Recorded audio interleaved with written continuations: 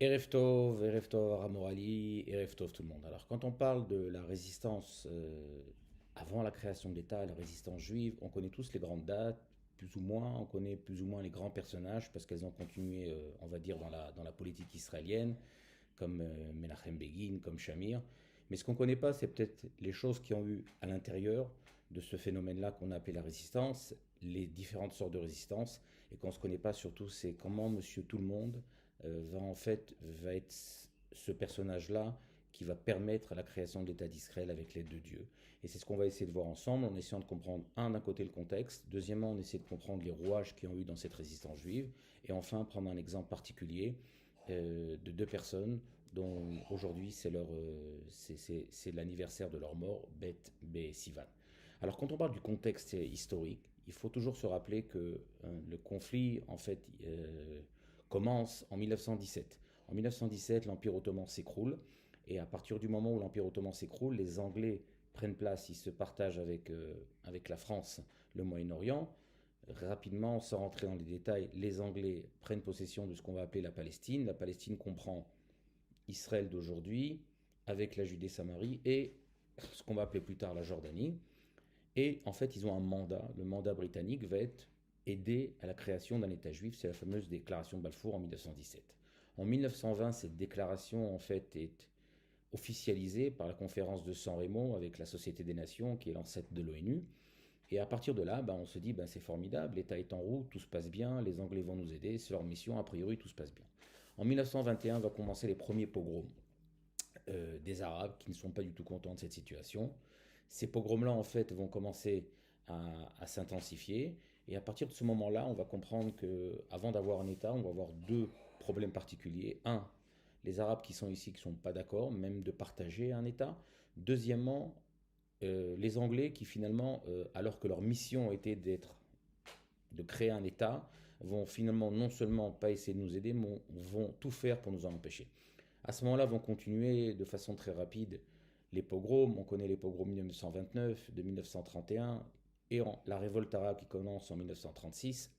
Et en fait, à partir de ce moment-là, euh, il y a un groupuscule armé qui existe déjà, qui s'appelle la Haganah, vont commencer à comprendre qu'aujourd'hui, on ne peut pas rester indifférent à ce qui se passe. La Deuxième Guerre mondiale va éclater, il va y avoir comme une trêve, on va dire, avec les Anglais, où la Haganah va décider de ne pas se battre contre les Anglais pour l'effort de guerre.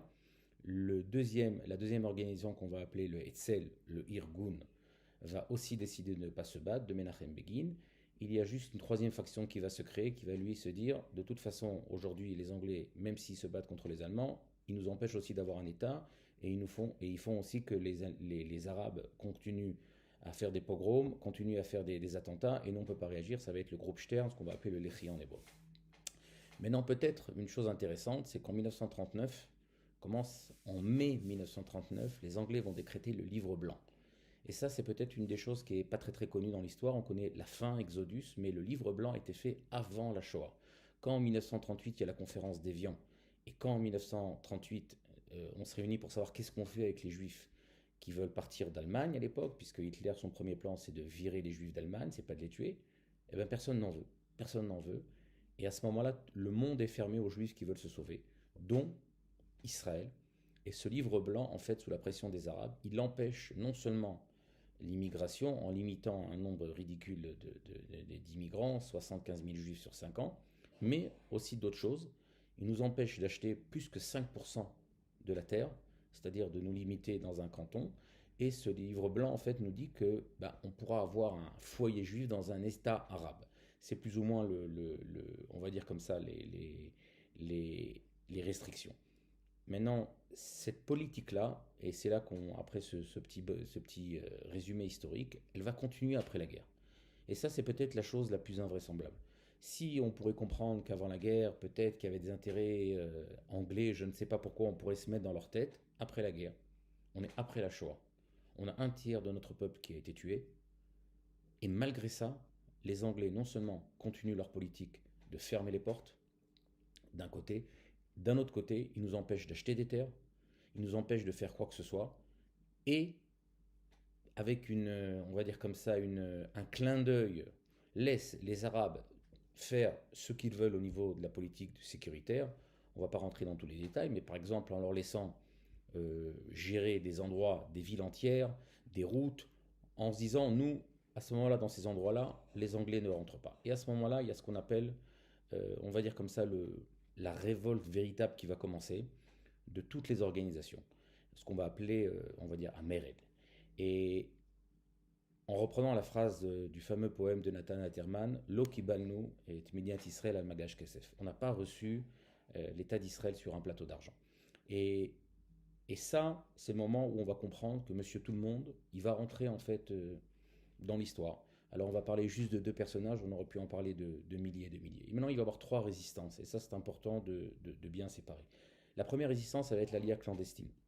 L'alliance clandestine va permettre de faire sortir nos frères qui sont sans maison, sans famille. Il y a des fois des enfants qui sont tout seuls, des milliers d'enfants qui sont tout seuls pour les amener, ce qu'on va appeler l'alliance illégale, la Pala, okay, avec des histoires qui vont être de plus en plus difficiles, des bateaux, il y a même des bateaux qui vont couler, il y a des bateaux qu'on va renvoyer à Chypre.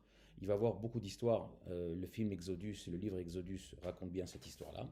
Il va y avoir une deuxième résistance, la résistance de construire, de continuer à créer, de continuer à avancer, de continuer à mettre tout ce qui est en route pour avoir enfin cet État. Et enfin, la troisième résistance, ça va être la résistance armée.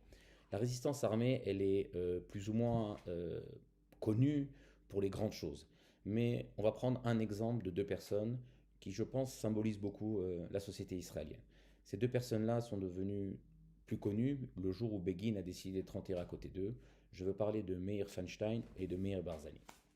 Ces deux héros-là, ils ont une particularité, c'est qu'ils représentent un petit peu le monde israélien. On a d'un côté Meir Feinstein, qui va tomber à 19 ans, sa famille vient de Pologne, c'est une famille pratiquante, qui va décider de s'engager dans la Ghana et plus tard dans le Hetzel. Et il va en fait se faire attraper quand ils vont faire une opération pour faire sauter les rails de la gare de Jérusalem.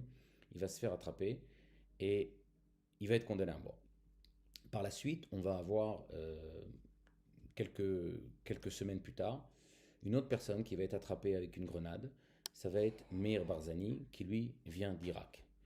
Et souvent, quand on parle de héros, on a l'impression que ce sont des gens qui ont grandi dans un monde militariste, que leurs parents étaient officiers ou je ne sais pas quoi. Ces gens-là n'ont aucune formation militaire à part les quelques formations rudimentaires qu'ils ont reçues. Ces gens-là ne sont pas des monsieur muscles. Ces gens-là n'ont pas, on va dire comme ça, une volonté belliqueuse. Mais ces personnes-là ont en fait la chose qui est la révolution de l'État d'Israël. C'est-à-dire, à partir de maintenant, on comprend que on doit relever la tête. Un juif doit relever la tête. On a célébré le septième jour de Pessah, la traversée de la mer Rouge, et il y a toujours une question il suffit qu'on regarde le texte qui nous surprend. Ils sont sortis 600 000 armés. Rachi nous dit, le texte nous dit Hamouchim. Rachi nous dit où ils sont sortis 20%, 80% sont restés en Égypte. Et le pshat, le sens littéral, ils sont sortis armés. Ils sont 600 000 hommes armés. Il y a 600 chars égyptiens qui les poursuivent. Alors on va dire que c'est des méga chars, il y a 10 Égyptiens par char. Il y a 6 000 Égyptiens qui les poursuivent, ils sont 600 000. Ils arrivent devant la mer Rouge et ils pleurent à Moïse, à Moshe. Il n'y a pas assez de tombes en Égypte pour nous faire mourir ici. Et la question qui se pose, mais vous êtes 600 000, ils sont 6 000. Comment c'est possible de ne pas se battre vous marchez sur eux, vous les écrasez. Et là, le Ibn Ezra, le Rav Shimshon Raphaël Hirsch et d'autres commentateurs nous expliquent quelque chose de très simple.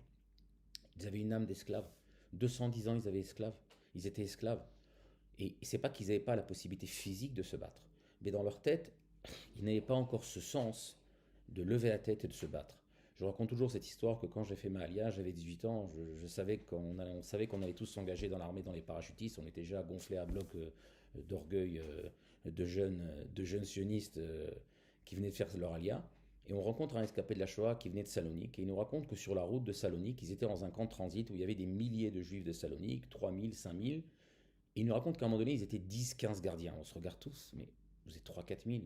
Alors on veut tous lui poser la question, on connaissait toujours, il dit pose-lui toi, et quelqu'un lui pose la question, en disant que c'était pas moi, je le revois encore des dizaines d'années après. Il dit mais vous étiez 3, 4 000, pourquoi vous n'êtes pas jeté sur les 10, 15 gardes? Et là il se lève, tout rouge, il dit vous êtes une autre génération. Vous êtes une génération, on lève la tête, on comprend qu'on peut se battre. Nous on est une génération, quand on prenait une claque, on disait merci.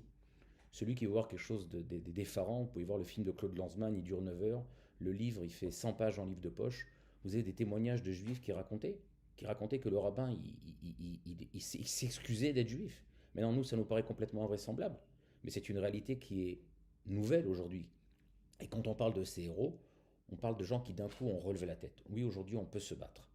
Dans la révolte du ghetto de Varsovie, quand la première fois les Allemands reculent devant des juifs, les gens écriront dans leurs témoignages, je crois que c'est la première fois qu'un ennemi qui attaque un juif depuis 2000 ans, il recule devant un juif. Oui, c'est une réalité nouvelle. Ça, c'est la première réalité des héros. La deuxième réalité, c'est sortir de son côté individuel, de son égoïsme. Jusqu'à présent, c'est toujours occupé de sa famille, maximum de sa communauté, peut-être de sa ville. Aujourd'hui, on doit comprendre qu'on a une responsabilité collective. Chaque soldat qui met des habits militaires, qu'est-ce qu'il dit en fait? Il dit, je suis le membre d'un corps, et que, hélas, ce n'est pas un but. Et on n'a pas le culte de la mort en Israël. On ne veut pas la mort. Un cimetière s'appelle Bet Hachaim, la maison de la vie. On n'a aucun culte de la mort. Mais si parfois, hélas, on doit sacrifier un membre pour que le corps vive, alors on le fait. On ne le fait pas avec joie, mais on le fait parce qu'on n'a pas le choix. Donc, cette responsabilité collective de sentir qu'on appartient à quelque chose de beaucoup plus grand, eh ben, c'est quelque chose qui rentre. C'est quelque chose qui existe. Ces gens-là qui décident aujourd'hui de se battre, ils ne se battent pas parce qu'ils ont envie de se battre. Ils se battent parce qu'ils ont une responsabilité collective. Et ça, ce sont les deux grandes nouveautés qui apparaissent à la création de l'État quand on parle de héros. On parle de gens qui surmontent, Ezeo Gibor, surmonter.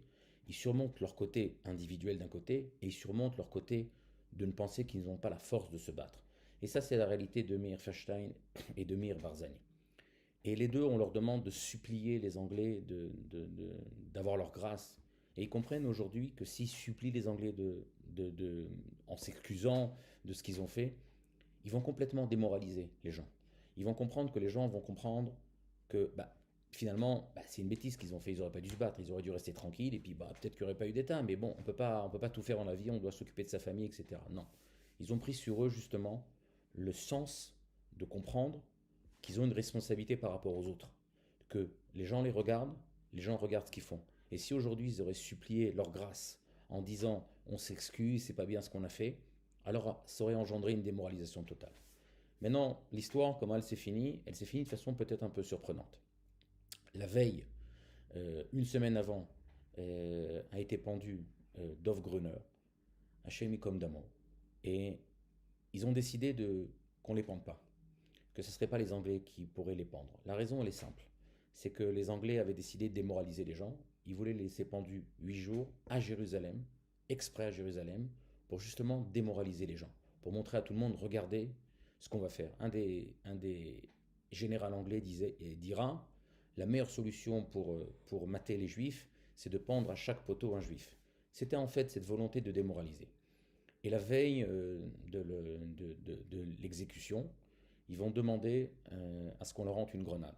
Alors une histoire un petit peu abracadabrante, ils vont demander en fait à deux personnes de leur préparer une grenade. Eliezer Banami va préparer deux oranges qui va vider l'intérieur, qui va rentrer à l'intérieur une grenade.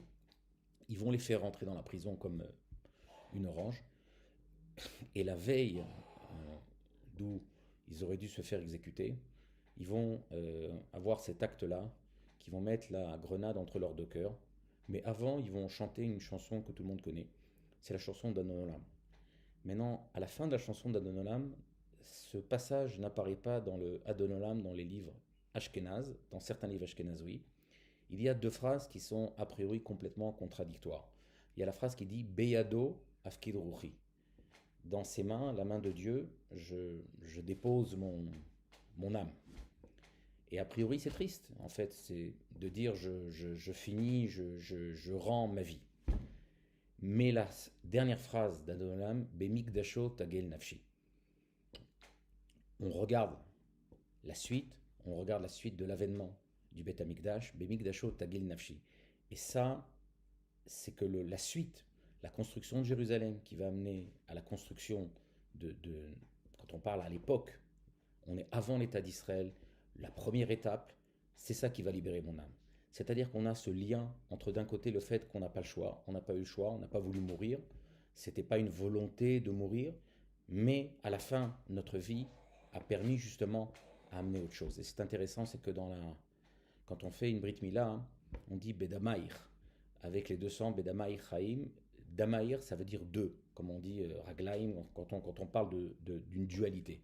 Et tout le monde se pose la question, c'est quoi ces 200? Et nos sages nous disent, quand une femme elle accouche, il y a deux sortes de sang. Il y a le sang de la douleur, de l'accouchement, mais aussi le sang de la naissance, de l'accouchement. Et cette phrase-là, elle est devenue célèbre quand la veille de la création de l'État, le Gush Etzion est tombé. Elle est écrite partout dans le Gush Etzion.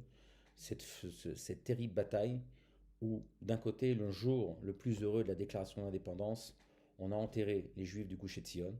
Et à ce moment-là, c'est à ce moment-là qu'on a compris que des fois, ces deux sangs, ils se rejoignent. Et quand on parle de ces héros-là, hein, on a aussi une question qui se pose. On a le droit de se suicider. Est-ce que depuis quand on a le droit de se suicider? On sait que dans la Torah, c'est une des choses les plus graves, à tel point qu'on n'enterre pas dans le même endroit. On n'a pas le droit de se suicider par dépit, de façon individuelle. Quand est-ce que c'est permis? Uniquement dans le cas où il y a un intérêt national, on va dire comme ça, une incidence sur la collectivité. Et les exemples, on les connaît, on en avait parlé. C'est Shaoul Améler qui sait qu'il va être attrapé par les Philistins quand il perd la bataille dans le Gilboa. Il demande à son écuyer de le tuer, son écuyer n'ose pas le tuer, et lui-même il va se jeter sur son épée. Pourquoi? Parce qu'il savait qu'ils allaient le prendre, ils allaient l'humilier, et ils allaient ainsi démoraliser le peuple. Donc quand on a une responsabilité par rapport au collectif et par rapport au temps, c'est ce qu'on a le droit de faire. Et d'ailleurs, ils ont pris sa tête, ils ont humilié sa tête, mais c'est pas la même chose. Plus tard, on connaît l'histoire de Shimshon, que c'est Dieu qui va, Samson, c'est le Dieu qui va lui donner la force pour éviter l'humiliation qu'il subit. Pourquoi? Parce que c'est une humiliation. Et après que Shimshon va faire ce qu'il va faire, on dit que la terre a été calme pendant 40 ans. Ça, on connaît. Le dernier roi d'Israël, Tzidkiyahu de Baït Rishon, du premier temple, il a été attrapé, ils l'ont traîné par des chaînes, ils l'ont crevé les yeux, et nos sages nous disent il aurait dû se cogner la tête contre le mur pour pas qu'on l'humilie. Il a fauté. C'est exactement la raison pour laquelle les gens de Masada ont pu se suicider. Et la preuve, c'est qu'aujourd'hui, les gens de Masada, quand 2000 ans plus tard, la révolte de ghetto de Varsovie commence, le peloton du ghetto de Varsovie s'appelle Masada. Donc ça veut dire que ce qu'ils ont fait, on a compris que ça a eu une influence pour garder la tête haute par rapport au collectif et par rapport au temps. Et d'ailleurs, on en avait parlé, c'est intéressant ce clin d'œil de Dieu que Masada est tombé le jour du début de la révolte du ghetto de Varsovie, le soir du Seder de Pessah. Et on connaît aussi d'autres exemples qu'on a vus dans différents endroits, mais cette histoire-là, elle met le point en fait sur ces deux choses-là. C'est que quand on parle de héros, on ne parle pas spécialement de gens qui sont très très connus, de gens qui ont eu une particularité spécifique, hein, des gens avec une forme extraordinaire, mais ce sont des gens qui ont pris sur eux de participer à l'histoire, de ne pas être uniquement spectateurs de l'histoire de leur peuple, mais participer à l'histoire. Comment? En faisant des actes où, en relevant la tête et en faisant des actes par rapport au collectif, ils ont pu changer le cours de l'histoire. C'est un monsieur tout le monde, c'est un autre monsieur tout le monde.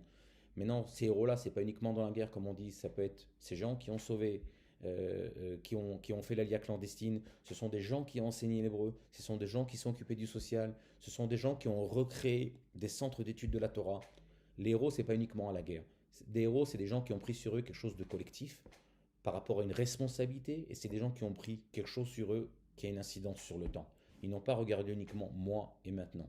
Et c'est en fait ce qu'on dit dans les Pirkei Avot qu'on a commencé à lire, Ezeo Gibor, Akovesh et Titzro, qui est le héros, celui qui arrive à conquérir son penchant.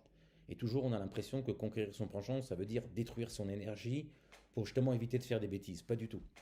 Kovesh, ça veut dire conquérir, ça veut dire dompter, ça veut dire maîtriser. Ça veut dire on prend son énergie et le Yetzer, le penchant, l'énergie, elle est positive. Mais qu'est-ce qu'on fait avec ça? On la met dans le bon endroit. Si on prend toute son énergie et on ne la met pas que sur soi et maintenant, mais on la met par rapport au collectif et par rapport au temps, alors grâce à ça, Baruch Hashem, on a eu l'occasion aujourd'hui d'avoir l'État d'Israël. Et je finirai là-dessus, quand on se rappelle toujours pourquoi on a le journée du souvenir, la veille de Yom Ha'atzmaut, souvent on fait une erreur.